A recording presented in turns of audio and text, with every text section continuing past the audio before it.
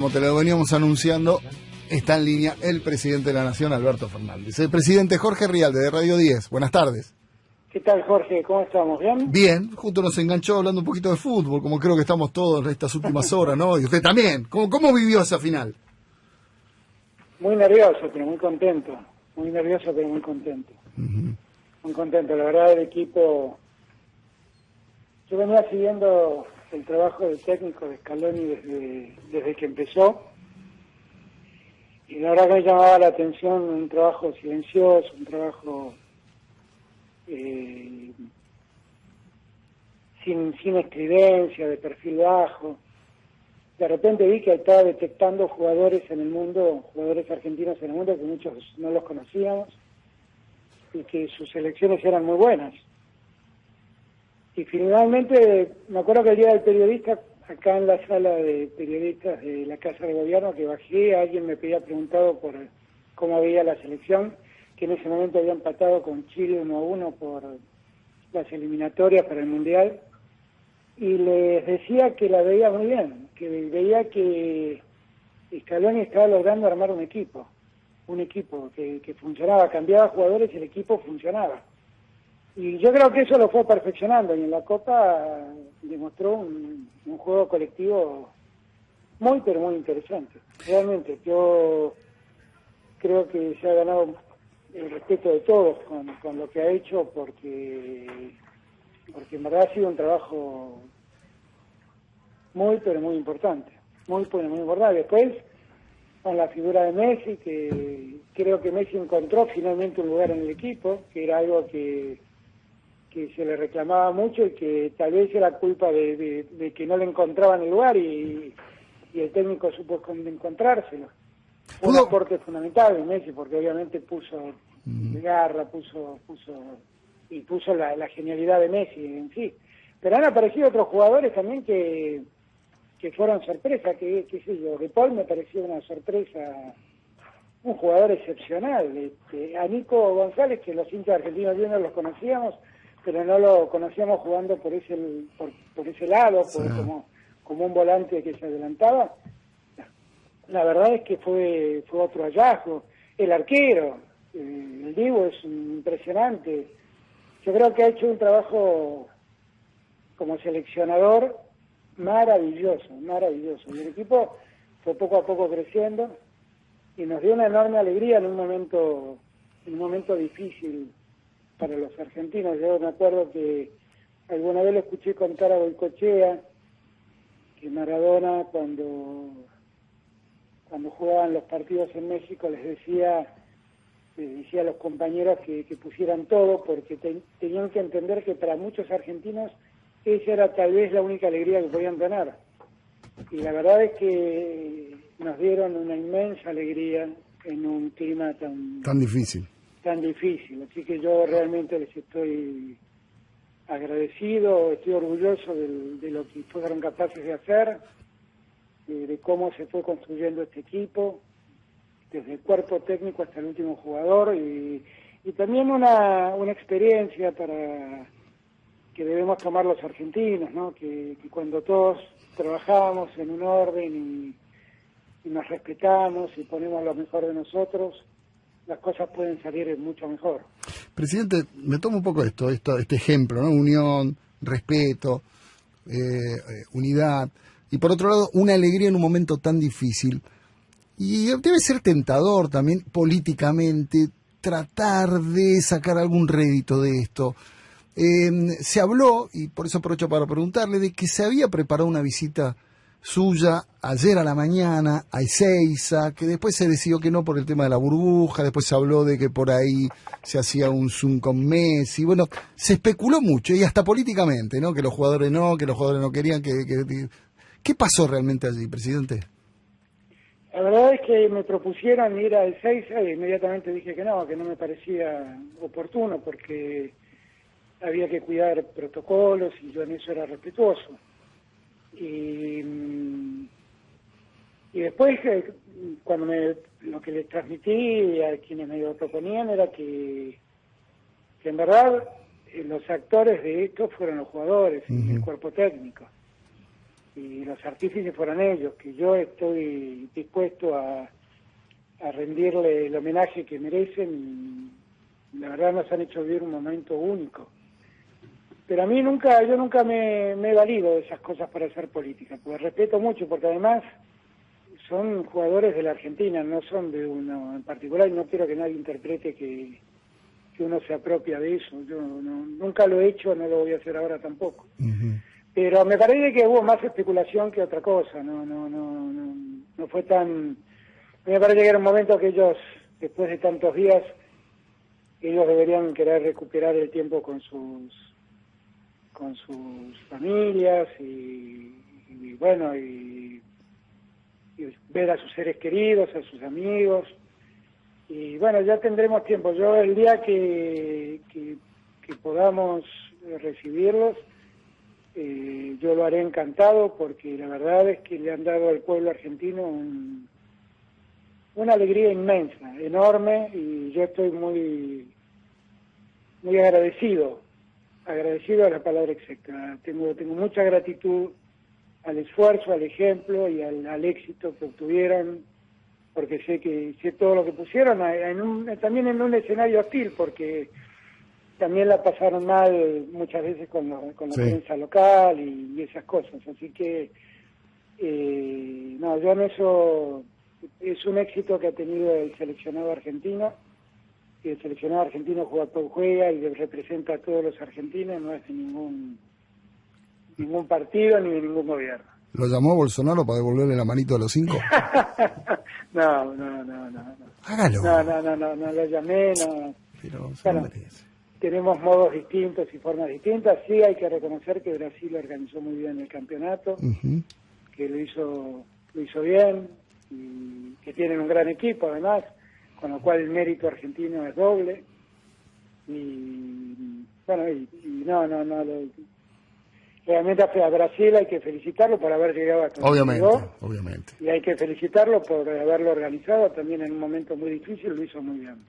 Presidente, hablando de Latinoamérica, hoy, hace un rato nada más, oficialmente el gobierno argentino inició la investigación, ya se venía hablando sobre la injerencia del gobierno de Mauricio Macri en el golpe de Estado de Bolivia. Y obviamente su opinión aquí es muy importante, presidente. Es importante que conozcamos cómo es la historia, ¿no? La verdad es que yo tomo conocimiento porque el gobierno de Bolivia me hace saber que ha encontrado en la Fuerza Aérea una nota donde el entonces jefe de la Fuerza Aérea le agradecía en una carta al embajador argentino en Bolivia, en La Paz, le agradecía el envío de un material bélico donde había balas de goma, gases lacrimógenos, spray de gas pimienta, todas cosas destinadas evidentemente a la represión en manifestaciones públicas. Y ellos tenían una copia sellada y firmada como recibida de la embajada. Y allí ordené que la embajada busque si esa copia existía, si el original de esa copia existía. Y existía, estaba archivada en la embajada argentina. Y allí Bolivia inició una serie de acciones por estos hechos. Y yo obviamente sentí lo que dije en mi carta al presidente Arce. Realmente sentí mucha vergüenza porque Argentina haya prestado armamento y gases lacrimógenos y gas pimienta para reprimir a un pueblo que se estaba oponiendo a un golpe de Estado. Y en el momento en que usted... La verdad sentí mucho pesar, pero al margen de esto también esa conducta puede significar una conducta delictual hecha en Argentina.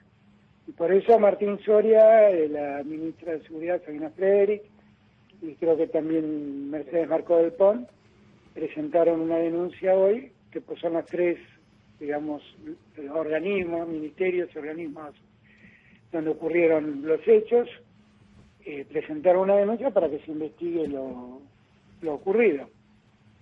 Y me parece que es un tema muy grave, francamente es muy grave, ¿no? Porque la Argentina tiene una historia contra el golpismo que creemos y sentimos que desde 1983 en adelante todos aprendimos de que no hay lugar para soportar ninguna ruptura institucional.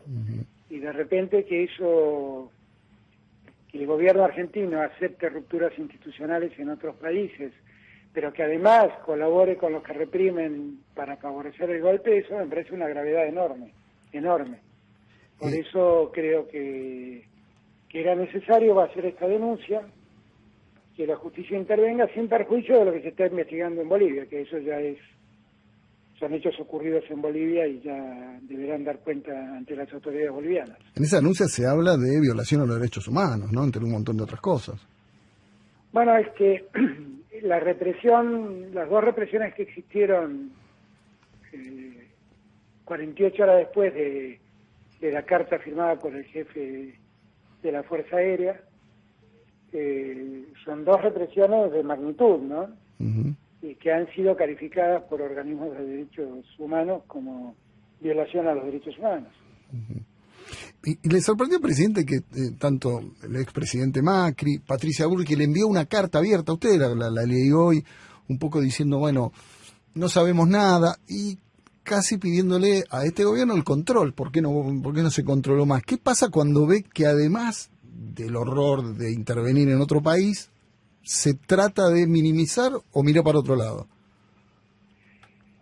Y yo creo que es como difícil de explicar, porque lo que sí está certificado por la documentación argentina es que salieron 70.000 balas de goma para Bolivia en ese vuelo del día 12 de noviembre,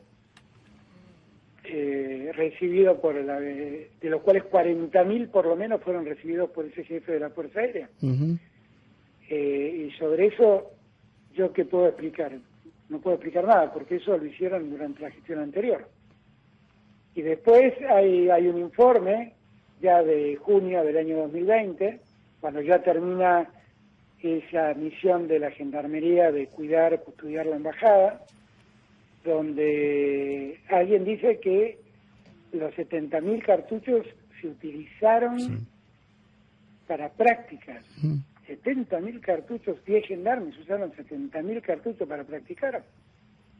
La verdad es que trataron de justificar lo que no podían justificar.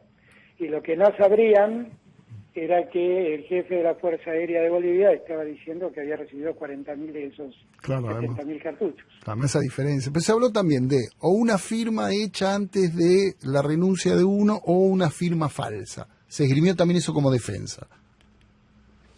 Lo único que yo sé es que el entonces embajador argentino en Bolivia recibió la carta, la archivó y registró el ingreso de la carta. Con lo cual, no entiendo, lo falsificaron en aquel entonces, no entiendo.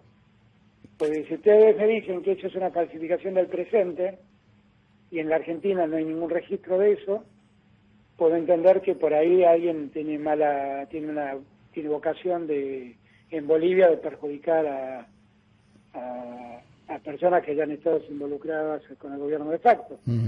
Pero la verdad, si todo ocurrió en tiempo y forma, esa carta que está en la embajada no la recibimos ahora, está recibida de aquel entonces, y está recibida y registrado el ingreso en aquel entonces, por las autoridades de entonces. Yo no sé, a mí todo esto es una situación que me apena, me da mucha vergüenza que la Argentina haga una cosa así. Me avergonzaba escucharlo a Macri hablar, reclamarme que yo reconociera el gobierno de facto de Áñez y decir que Áñez era una presidenta electa. Me daba mucha vergüenza escuchar eso.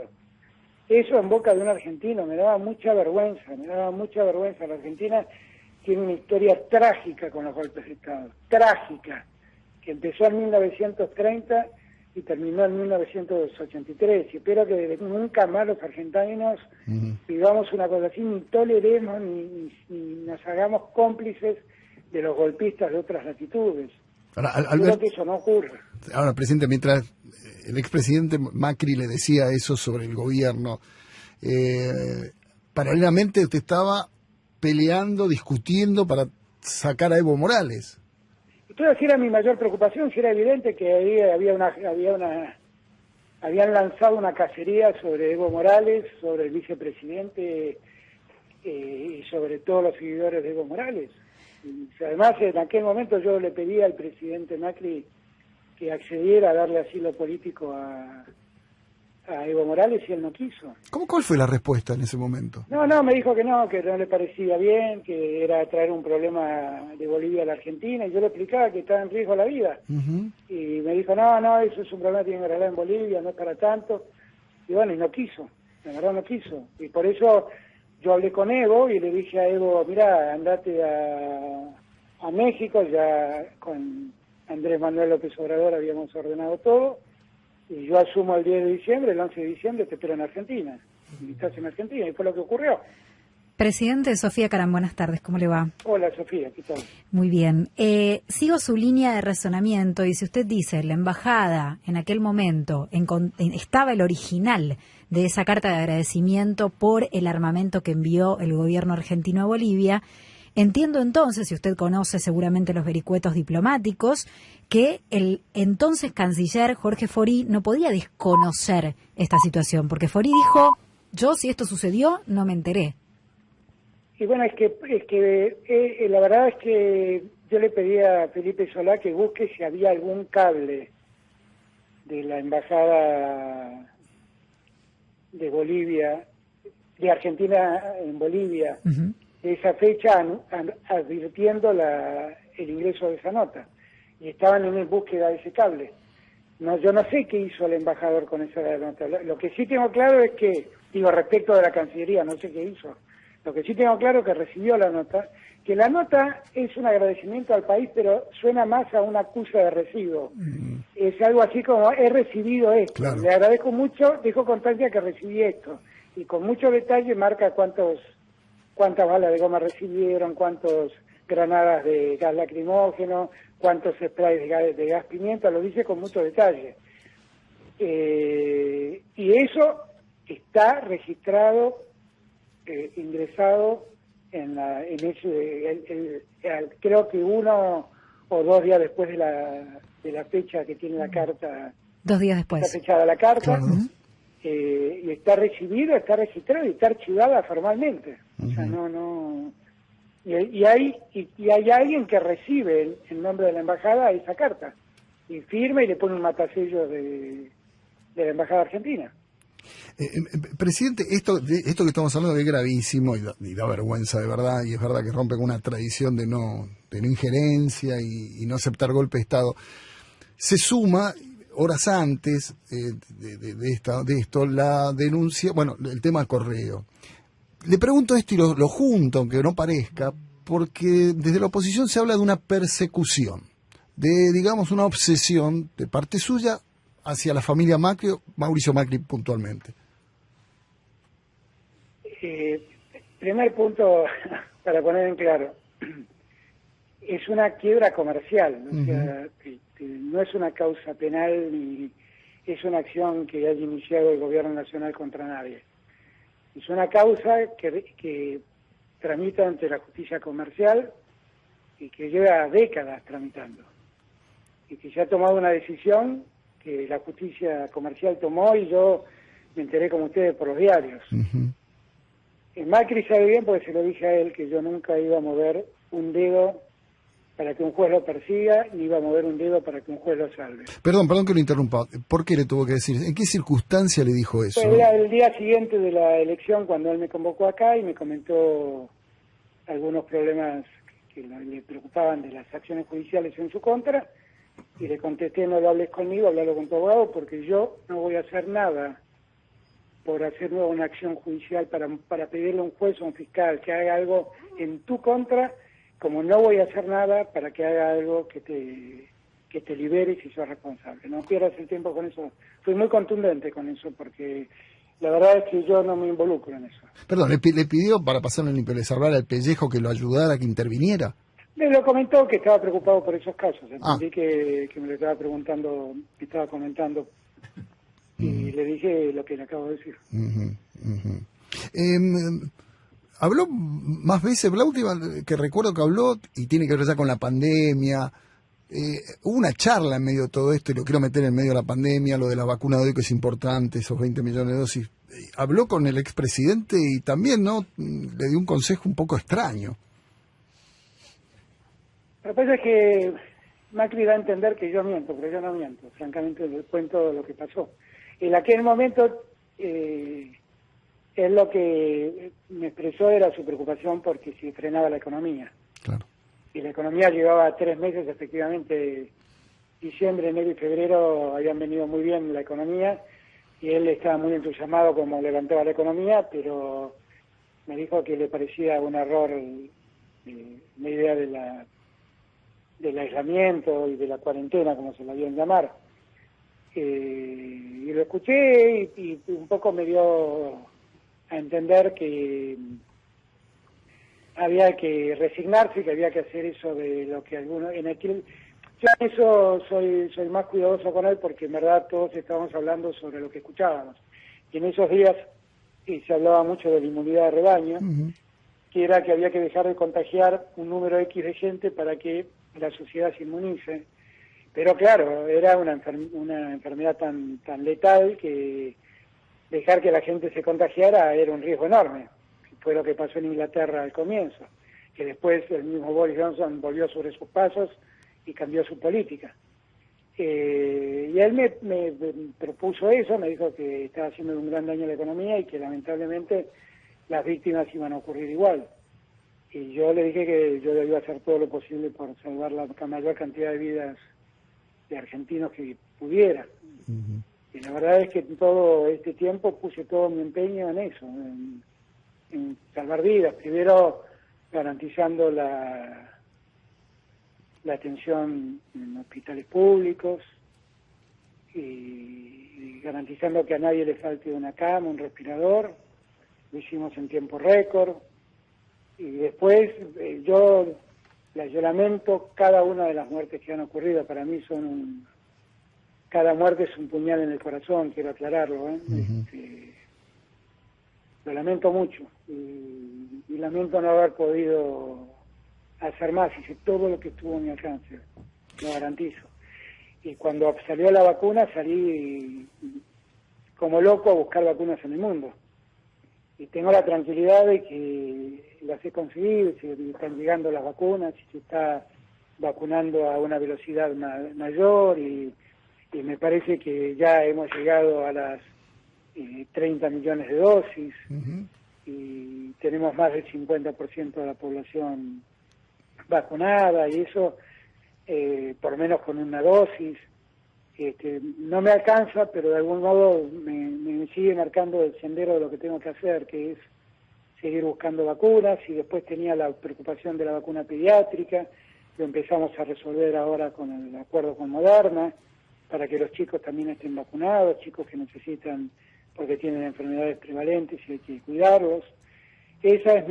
Puse todo mi empeño en eso, y créanme que es lo que más, lo primero que me preocupó, y bueno, y vamos a seguir trabajando en el mismo sentido. El expresidente tuvo otra mirada distinta, que además confirma con sus dichos día a día. En algún momento me negó que haya dicho semejante cosa, pero finalmente cuando uno lo escucha hablar hoy en día se da cuenta que piensa lo mismo, ¿no? ¿Cómo es posible que no podamos dormir por una gripecita? No es una gripecita, es una enfermedad, es una pandemia, y es una enfermedad terrible. No es una gripecita. Recién hablaba, lo que se firmó, lo de Moderna, 25 millones de dosis. Pfizer también se habla, que se habló mucho durante estos meses. Y la pregunta es, ¿qué cambió? Y usted lo dijo bien, salió a buscar vacunas por todos lados. ¿Qué cambió para que estos casos específicamente ahora se pueda arreglar? ¿Dónde hubo el cambio? ¿Cambió el viento, cambiaron las condiciones? Hubo una serie de exigencias iniciales, de características contractuales, muy difíciles de explicar, francamente creo que a la gente le costaría entenderme. pero que hacían que para mí se me hacía imposible aceptar, porque eran condiciones que ponían a la Argentina como país en un lugar vulnerable. Y poco a poco seguimos discutiendo, seguimos conversando y seguimos negociando, y la verdad es que yo tenía una enorme preocupación por la vacuna pediátrica. Y bueno, finalmente logramos un punto de acuerdo. Y para eso hubo que corregir alguna legislación que existía, y bueno, la corregimos y finalmente pudimos firmar estas dosis. Todos tienen que entender que todo esto es una situación compleja, porque son vacunas que se aprueban de un modo excepcional por la pandemia, que gracias a Dios están dando muy buenos resultados. Pero todos los laboratorios han tendido a limitar su responsabilidad. Entonces las discusiones fueron todas discusiones complicadas. No es que fue más fácil la discusión con el Estado ruso, o con Sinopharm, o con AstraZeneca, que no tuvimos muchos problemas para ponernos de acuerdo. Pero fue un poco más difícil con las vacunas de Estados Unidos. Presidente, y cuando... Y no es que uno, porque todo este tiempo nos sometieron a una discusión absurda sobre si había cuestiones ideológicas. Pfizer es uno de los principales proveedores del Estado de vacunas. Perdón, de vacunas no, de medicamentos. Claro. Pregúntenle de la deuda que dejó en el PAMI Macri, gran parte, que creo que eran más de 10.000 millones de pesos que hubo que pagar, gran parte de eso se lo llevó Pfizer. Y se lo llevó porque se lo debía, no porque no correspondía, se lo quedaron debiendo. Presidente, nunca le dijimos a Pfizer, no voy a cumplir la obligación que tomó Macri. Cumplimos y punto. Cuando usted dice, todos tienen que entender, ¿no? Y esto fue complejo. ¿Hay también ahí, ese todos incluye, por ejemplo, a algún sector del oficialismo? Me estoy pensando en el señalamiento que hizo Máximo Kirchner el jueves en el Congreso. Pero yo comparto 100% el señalamiento de Máximo, porque lo que Máximo estaba planteando, yo casi lo dije igual al día siguiente. Lo que Máximo estaba planteando es un país que confía más en lo que dice The Lancet que en lo que dice la ANMAT. Eso es lo que estaba planteando. Y yo lo comparto eso.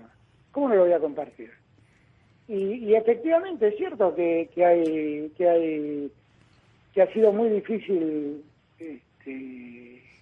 llegar a acuerdos fundamentalmente con los laboratorios norteamericanos. Por esto que estoy diciendo, porque ellos tomaron más recaudos y exigían más cosas, y bueno, poco a poco fuimos saliendo. Yo hablé, miren, con el primer laboratorio que habló conmigo, y lo hicimos público que iban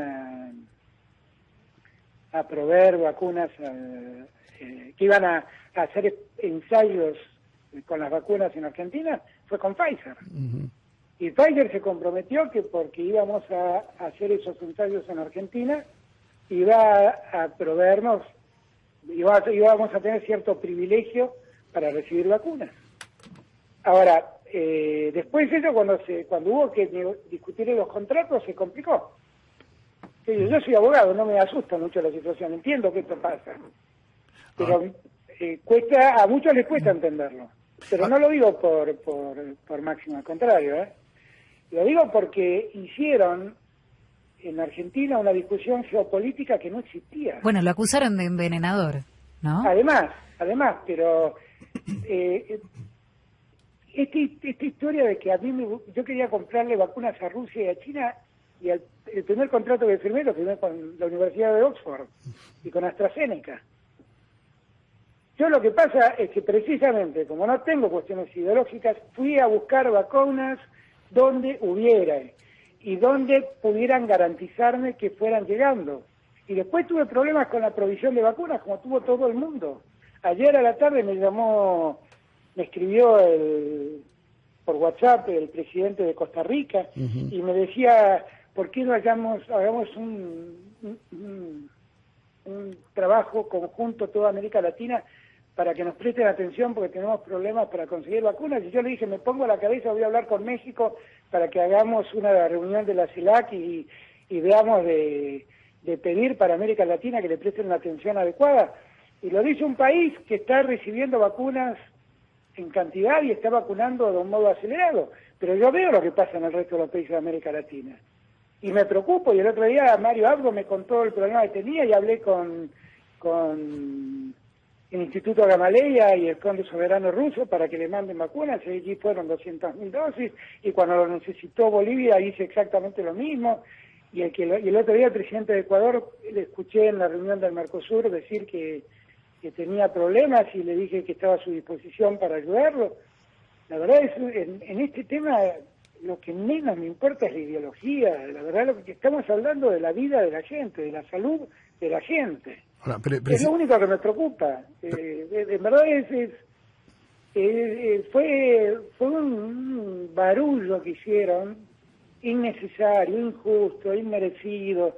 Confundieron a la gente, le hicieron creer a la gente que la vacuna no era segura, que estábamos comprando veneno, que estábamos inoculando veneno en la gente. Presidente, a eso crearon miedo en la gente. La verdad es todo eso, bueno, yo ¿qué va a hacer con eso? De mirar para el futuro, ya pasó, pero presidente, la verdad es que fue un tiempo muy difícil. Sí. Porque fue un tiempo muy difícil y además un tiempo donde tuvimos que enfrentar lo desconocido. Cuando yo escucho decir graciosamente, no tenían un plan para la pandemia. ¿Había algún plan en el mundo para la pandemia?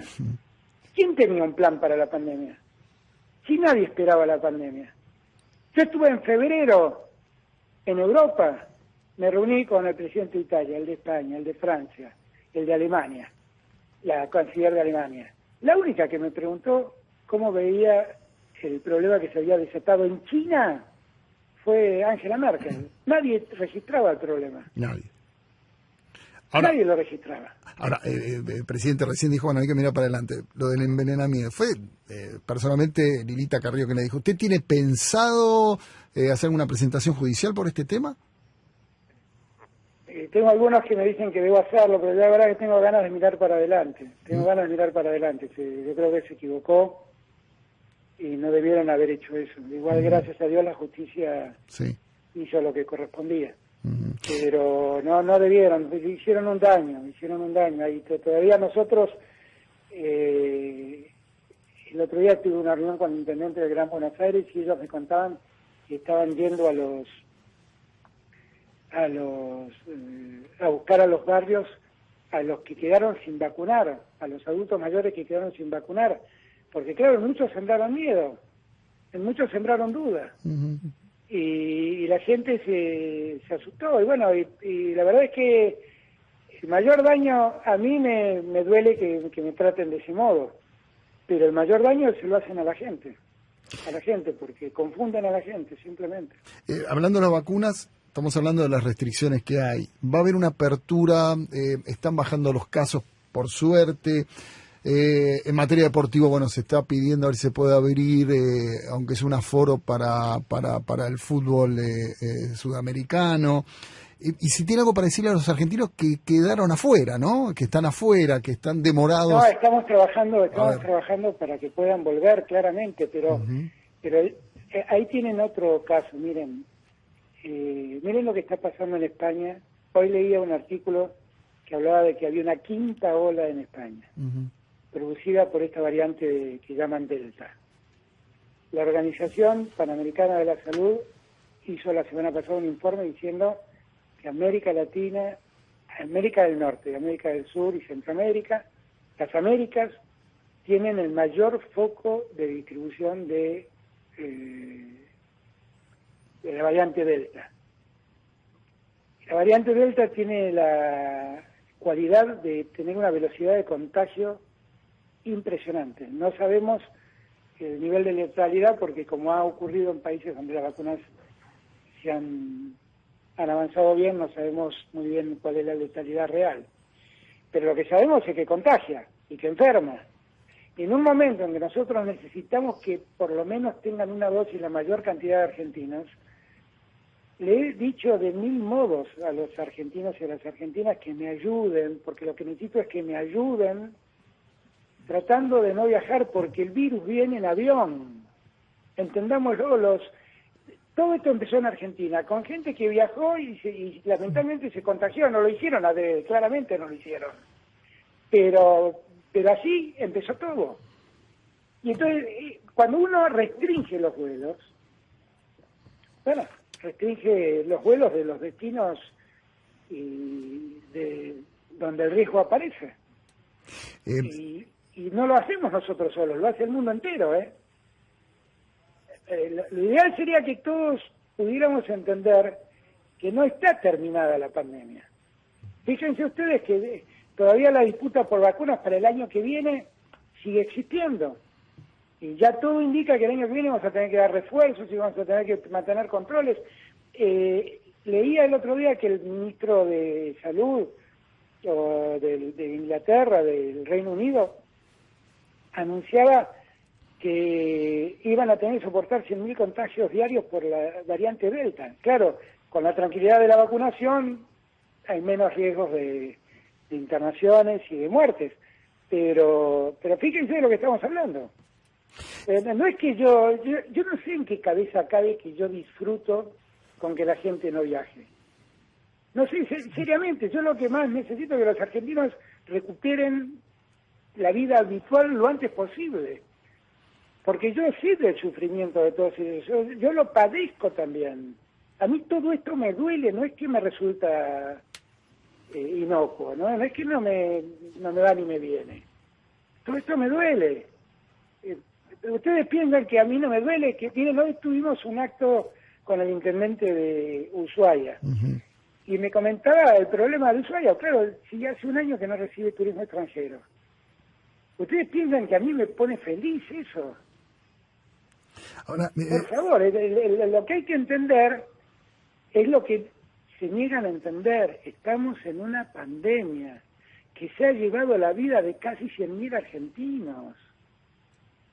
Incluso No advertimos la dimensión de la tragedia, no nos damos cuenta de los riesgos que corremos. Incluso se especulaba hasta se especulaba hasta con esa cifra, ¿no? Llegar a los 100.000.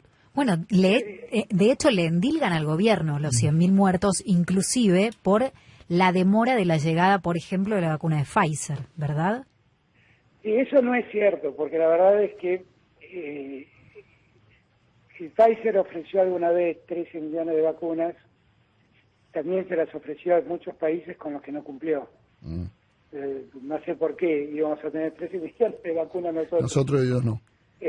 Pero entiendo que a Pfizer, como le pasó a AstraZeneca, como le pasó a Gamaleya, también se le debe haber hecho complicado el arranque y la producción inicial. Pero yo lo que digo es que es muy fácil. A mí, la verdad, cada hombre, cada mujer que hemos perdido en la pandemia, a mí me duele en el alma. Y lo cargaré en el alma el resto de mi vida. Sé que hice todo cuanto estuvo a mi alcance para salvar vidas y voy a seguir haciéndolo. Y después el resto, los que quieran hacer política con esto, que si no, ya ellos hablan en todo caso de la catadura de cada uno de nosotros.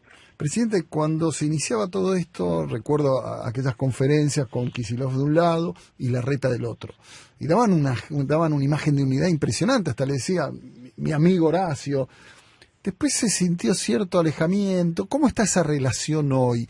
Y digo... No, yo tengo mucho respeto por Horacio Rodríguez Larreta, no tenemos nosotros ningún... Tenemos, obviamente, pensamos distinto, eso está claro, ¿no? Sí, claro. Tenemos miradas del país muy distintas, pero yo creo que... Y yo creo que también él en algún momento sufrió la presión de su espacio político, claro, por las aperturas. Yo no sé cuántas marchas hicieron, me hicieron a mí en Olivos reclamándome aperturas, y no sé cuánto daño esas marchas generaron, qué sé yo. Yo creo que fue un tiempo donde el mundo enloqueció, porque tuvo que enfrentar un un momento único, que es tener que enfrentar una enfermedad, un virus que es imperceptible a la vista humana y que hasta el día de hoy no tenemos un remedio que cura al que se enferma con ese virus. No lo tenemos. Pero volviendo a esta relación perdón, me meta ahí. Digo, esa relación con Larreta, más allá de la diferencia, acaba de decir algo interesante, sufrió presión, y uno también de afuera lo sentía. No, lo imagino yo, no me consta, no es lo información, imagino por lo que públicamente se escuchaba. Claro. Yo la tuve a Patricia Bullrich tocando la cacerola en Olivos. Por eso digo, no es lo, no es lo mismo un Larreta que una Patricia Bullrich. Claro, pero era presidenta de su partido, a eso voy, a eso me refiero. Yo en eso, qué sé yo, no sé, supongo que él también, que él debe haber padecido eso también, no sé. Pero igual yo tengo una relación de respeto con Rodrigo Larreta, como la tengo con todos los que gobiernan, porque son gobernantes que han sido elegidos por sus pueblos, y yo los respeto. Y yo sé que los que estaban gobernando en la pandemia entendían de lo que les hablaba. Después estaban los que hacían política por Twitter, como digo siempre yo, ¿no? Que eso es más fácil. Pero pasó, presidente, pasaba que algunos gobernadores, intendentes, en las reuniones privadas decían una cosa y cuando salían decían otra. ¿Le pasó? Bueno, yo no sé qué era lo que decían afuera. Lo que sí sé es que todos sentimos que hubo un momento en la sociedad donde era muy difícil pedirles que se cuiden, que se preserven en sus casas, que ya había como una situación, una sensación de agotamiento que hacía muy difícil eso. Eso recién terminó cuando vino esta segunda ola y que subimos los casos, de repente aparecieron 40.000 casos en un día. Y ahí la gente advirtió que algo estaba mal. Y después fue cuando hicimos el cierre de 9 días consecutivos, que sirvió de mucho. Fíjense ustedes cómo empezaron a bajar los casos. Eso lo único que demuestra es que tenemos razón. No es que tengo razón yo. La ciencia dice que ese es el modo de resolver los contagios. Pero lo cierto es que cerramos 9 días y los contagios empezaron a ceder. Y hoy lo tenemos dominado el tema. Bueno, ahí el Poder Judicial hizo su partido también, ¿no? Hizo su parte, sí, hizo su parte. Y fue un fallo, a mi juicio, muy poco feliz. Y además un extraño fallo, que la verdad, bueno, ahí pues, no quiero aburrir pero no tuvo mayoría de consideración. Todo fallo tiene una parte de consideraciones que determinan un resultado. Acá estaban de acuerdo en el resultado, pero no hubo mayoría de argumentos. Sí, los argumentos eran todos diferentes. Todos argumentos diferentes fueron. Muy llamativo. O sea, hay un argumento para cada ocasión. Pareciera. Bien. Elio Rossi le quiere hacer una pregunta, presidente. ¿Qué tal, Alberto? ¿Cómo le va? ¿Qué te alivia tanto tiempo? Tanto tiempo. Le voy a ser muy concreto, lo más concreto que pueda. El sábado de la noche, antes del triunfo de Argentina, por Radio 10, charlamos con el flaco César Luis Menotti. Sí. Me llamó la atención 2 señalamientos que hizo Menotti en esa nota, que fue muy fuerte y que se ha perdido en el triunfazo histórico de Argentina. Pero me parece que corresponde que le pregunte. El primer señalamiento fue estrictamente futbolístico, enojado con Gallardo, muy enojado con Gallardo por esto de aparecer en la posibilidad de la selección mientras hay un proceso en marcha, decía el flaco. Y lo otro que le quiero preguntar a usted, señaló al poder político que gobierna como interesado en meterse en la AFA. Es decir, dijo en otras palabras, le voy a mandar el link para que lo escuche si es que no se lo han hecho llegar ya, que lo quieren correr a Tapia de la AFA. La pregunta que yo le hago es, ¿el poder político lo quiere correr a Claudio Tapia de la AFA? A ver, voy a contestar las dos cosas. Primer punto, yo tengo el más alto concepto sobre Gallardo. La verdad me parece un hombre excepcional, con todas las letras, en sus cualidades deportivas, en sus condiciones de técnico, en sus condiciones morales, en sus condiciones éticas. Tengo la mejor opinión de Gallardo. Pero tengo una muy alta opinión de Scaloni, y yo la verdad es que yo creo que Scaloni ha hecho un trabajo extraordinario, lo dije al comienzo de la nota, hizo un trabajo extraordinario. Y a veces trato de ver Scaloni, Ayala, Simón, los tres fueron jugadores de las selecciones de Pekerman, y hay algo que uno ve ahí que tuvo que ver con, me parece a mí, con esa escuela de Pekerman, que para un hincha de Argentinos Juniors es una escuela de fútbol magnífica, ¿no? Que es siempre tratar de jugar bien. Con lo cual, no creo que haya que embarrarlo a Gallardo en este momento, porque es un hombre realmente muy importante en el fútbol argentino, y tampoco hay que quitarle respaldo ni dejar de acompañarlo a Scaloni, que me parece que ha hecho algo maravillosamente bien para sorpresa de muchos de nosotros. Uh-huh. Con lo cual, no, con todo el respeto que siento por Menotti, que además me gustaba su forma de juego y demás, no creo que tenga sentido mezclar eso. Bien. La AFA el fútbol no es un problema del gobierno argentino, es un problema del fútbol. Yo sé que los hinchas que la Argentina, bueno, esta entrevista empezó si yo iba o no iba a visitar a la selección para apropiarme, no. El fútbol es de todos los argentinos, es un amor, es una pasión. Como es una pasión, a veces es muy irracional, como nos movemos los argentinos, pero nosotros no. El gobierno no tiene nada que hacer en la AFA. ¿Y qué opinión tiene de Claudio Tapia, personal desde el punto de vista del trabajo? La verdad es que no lo conozco, la verdad es que en mi vida lo vi a Tapia, no lo conozco. No lo conozco. Presidente, usted fue citado a declarar en un juicio contra Cristina Fernández de Kirchner. ¿Va a ir? ¿Hola? Hola. Le decía, perdón. Le decía que usted fue citado a declarar un juicio a Cristina Fernández de Kirchner. ¿Usted va a ir? Cristina citó a todos los que fueron jefes de gabinete. Sí. La verdad que no sé todavía si voy a ir o voy a contestar por escrito, pero voy a testificar, obviamente. Bien. Y tengo la obligación de hacerlo. Claro. Sí, se especulaba mucho con eso, con su presencia o no. Presidente... Lo que pasa es que siempre está la discusión, ¿no?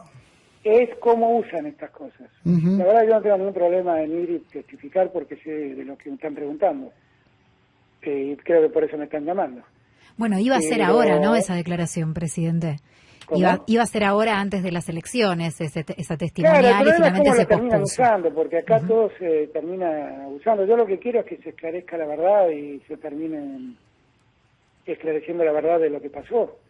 Y si hay alguien responsable de haber hecho algo mal, que se haga cargo, y los inocentes que se declare su inocencia. Ahí yo he sido convocado como testigo por Cristina junto a otros jefes de gabinete, y yo por supuesto no tengo ningún problema en ir a declarar.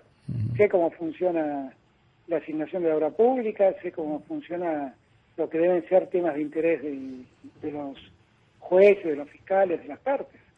Sé cómo funciona, así que eso no es mi problema ir. El problema es lo que convierten, cómo convierten todos estos temas en temas políticos. La verdad es que el daño que le ha hecho a la política argentina judicializarla es inconmensurable.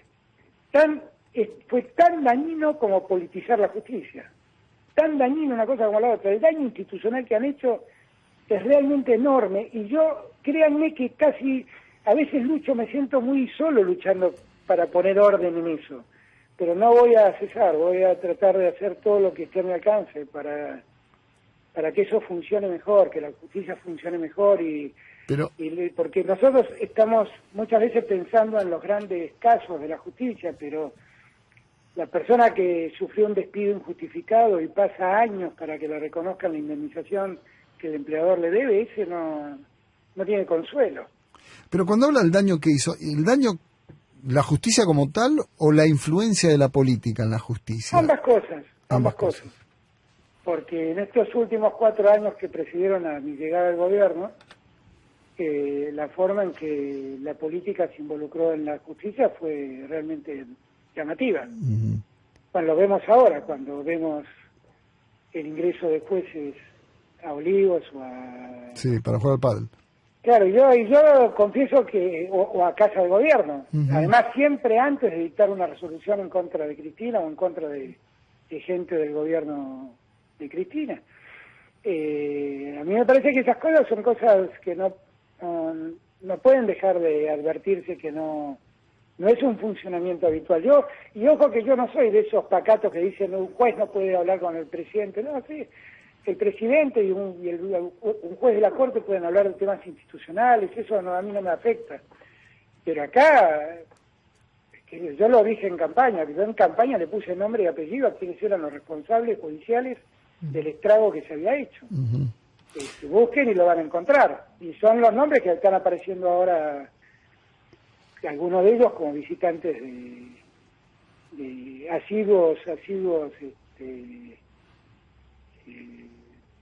conversadores, para poner sí, nombre, claro. con este señor que está en Uruguay escapándose de la justicia, o con el mismo presidente. Recién hablando de la pandemia, decía, bueno, parece que está todo un poco más ordenado, la gente tomando un poquito más de conciencia el tema de las vacunas. Se lo traslado a la economía. ¿Cómo lo está viviendo? Uno ve disparada de precios, es imposible a veces salir a comprar. Calculo que en esa angustia, como usted tiene en la pandemia, la debe tener también con este tema, ¿no? A ver, nosotros tenemos un problema claro con la inflación que estamos tratando de controlar, por eso tomamos la medida que tomamos por la carne, tratando de que la carne tuvo un aumento absolutamente injustificado, y por eso tratamos de que haya una mayor oferta de carne para que los precios vuelvan a su ritmo habitual. Pero así como lo hacemos con la carne, lo hacemos permanentemente sobre los productos, y es muy difícil porque en la Argentina hay un oligopolio que maneja la industria alimenticia, que es un marcador de precios y que es muy difícil de controlar, muy difícil.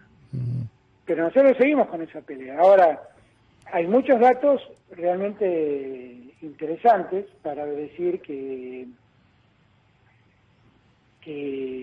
la economía se empieza a mover. Si uno compara la producción de la industria automotriz, por ejemplo, contra junio del 2019, o sea, vámonos a tiempos donde no había pandemia, ¿no? Sí. El aumento es casi del 70%, 67%. El despacho de cemento contra junio del 2019 aumentó el 12%. Eso quiere decir que la construcción empieza a funcionar. Van 11 meses consecutivos de generación de empleo formal en la industria. En el gobierno que me precedió, de 48 meses que fue el gobierno, 46 meses cayó el empleo industrial. Yo siento que nosotros estamos en un proceso donde la economía empieza a funcionar mejor, donde el empleo también empieza a recuperarse, donde ha quedado mucha gente sumergida en la pobreza, pero que estamos atendiéndolos con la tarjeta alimentar y con otros auxilios que el Estado brinda, y estamos, yo creo que yo lo visualizo con mucho optimismo la puerta de salida cuando estemos vacunados, y eso yo calculo que para septiembre ya vamos a tener a todos un número muy importante de argentinos vacunados. ¿Septiembre sería el mes deseado? Digo, Sí, por lo yo que me está quisiera diciendo. que nosotros podamos llegar a septiembre habiendo alcanzado un número de vacunación muy importante. Ya tenemos un número de vacunación muy importante, yo insisto en este punto, ¿no? Pero poder llegar a los menores de 18 años, a los chicos, que todos tengan su segunda dosis, tratar de alcanzar el mayor número posible en septiembre y allí arrancar con todo, porque yo estoy seguro que con todo lo que nos está pasando, la Argentina está creciendo. Uh-huh. Si nosotros logramos superar los últimos escollos que la pandemia nos genera, que afectan básicamente al sector hotelero, a la gastronomía, al turismo, Si nosotros logramos superar eso, vamos a tener un repunte en el consumo y en la producción enorme. Y eso estoy muy seguro que si logramos el objetivo de que en septiembre tengamos vacunado a un número muy importante de argentinos, vamos a poder recuperarnos con mucha firmeza. Por eso yo les pido a todos que me ayuden, eso es lo que les pido, que me ayuden, porque estamos muy cerca de alcanzar el objetivo. Y que nos cuidemos, que también para alcanzarlo es que nos cuidemos. Presidente, estos saltos del dólar, y uno siempre piensa, aunque usted va a decir que obviamente no importan las elecciones, pero se están asomando las elecciones y es uno de los factores. ¿Qué está pasando con eso? Hay un poco de todo, ¿no? Hay un poco de capitales que quedaron de la época de Macri, que están buscando salir por el contado con liquidación, y eso mueve un poco ese precio. El dólar blue es un mercado muy inestable, porque la vez pasada subió 7 pesos y registramos informalmente, porque no tenemos registros formales, pero que había ocurrido una compra de $300.000, o sea que $300.000 hizo subir 7 pesos el dólar blue. Nosotros estamos muy encima de todo eso, tratando de que el tema esté controlado, esté custodiado por nosotros. Martín ahí está haciendo un trabajo enorme junto con Miguel Pese para tener un seguimiento de las variaciones del dólar lo más perfectas posibles. Ahora se ha involucrado también la Comisión de Valores en la tarea y estamos cuidando de que ningún pícaro genere zozobra, porque vuelvo a repetir, ¿no? Con $300.000 comprando con alguien que compre $300.000, el dólar puede subir 7, 8 pesos. O sea, hoy un tipo con $300.000 no puede mover la estantería, no puede poner... Exactamente. Nada. Por eso y hay mucha gente que también especula y quiere hacer daño y quiere lastimar al gobierno y bueno, eso pasa. Lo hemos visto muchas veces en Argentina. Recién lo nombró al ministro Martín Guzmán. Hará un mes o 2 meses, como muy largo. Se habló de cierta interna con el ministro de Economía. No, ¿Existió eso? No hay tal cosa, no hay tal cosa. Martín, todos tenemos un enorme respeto por él y yo en lo personal estoy muy agradecido por todo su esfuerzo. No hay tal cosa. ¿Cómo ve la situación en Latinoamérica? Digo, y se lo pregunto porque por estas horas en Cuba hay manifestaciones, se está especulando con eso.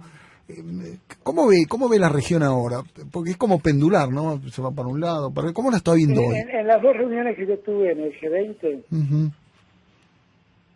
que las hicimos virtualmente porque fueron en medio de la pandemia, en las 2 reuniones cuando tuve que hablar pedí por favor que se terminen los bloqueos en el mundo.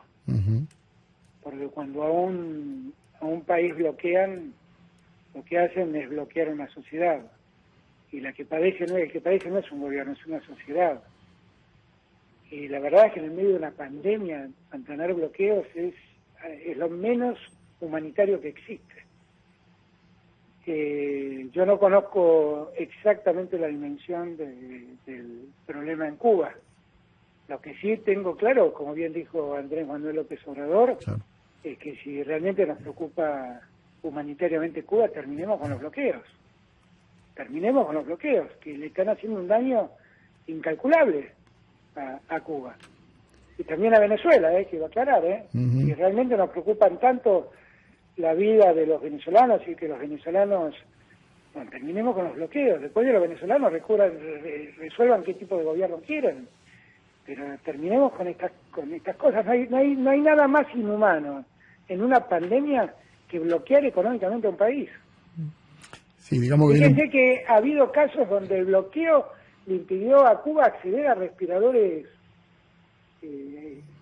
artificiales, automáticos. Ahora, presidente, ¿se cuenta de lo que significa eso? Le hago la pregunta tal vez del otro lado. El planteo, o tal vez hay un caldo de cultivo allí, la situación económica grave en Cuba y la dificultad para acceder a medicamentos o alimentos a partir sobre todo del bloqueo, también genera un reclamo, lo voy a decir entre comillas, de libertad o de libertad democrática, de llamado a elecciones.